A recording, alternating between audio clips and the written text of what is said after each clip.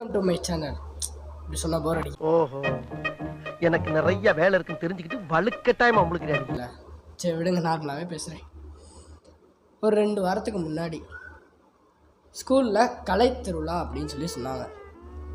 சரி, கலைத்திருவிழா அப்படின்னா இந்த டிராயிங்கு, பானை ஓவியம், களிமண் சிற்பம்னு நிறையா இருக்கும். சரி, நமக்கு வந்தது டிராயிங் தான் அப்படின்னு சொல்லிட்டு நானும் டிராயிங்கில் போய் பேரை கொடுத்ததுக்கப்புறம் தான் சொல்கிறாங்க இளையோர் திறன் ஹெட்டிங்கா.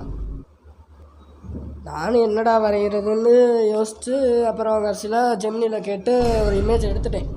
நானும் கண்ணில் சும்மா ரஃப்பாக வரைய ஆரம்பிச்சிட்டேன். வரையும்போது எனக்கு ஒரே அதுக்கு 2 நாளைக்கு முன்னாடி தான் ஜனநாயகன் படத்துக்கு போயிட்டு வந்திருந்தேன். அந்த மைண்ட்லேயே இருக்கவும் வரைகிறதுல சரி அந்த பையனுக்கு பதிலாக தளபதியை வரைஞ்சி விடுவோம், வரைவோம் அப்படின்னு சொல்லிட்டு வரைஞ்சிட்டேன்.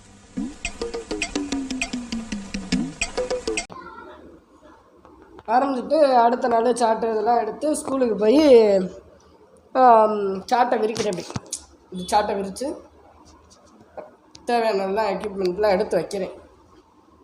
சரி, நம்ம கொண்டு வந்ததை பார்த்து ஒரு தடவை வரைவோம் அப்படின்னு சொல்லிட்டு பார்த்துக்கலாம் அப்படின்னு சொல்லிட்டு எடுத்து நான் கொண்டு வந்ததை பார்க்குறேன். பின்னாடி இருந்து ஒரு குரல், தம்பி.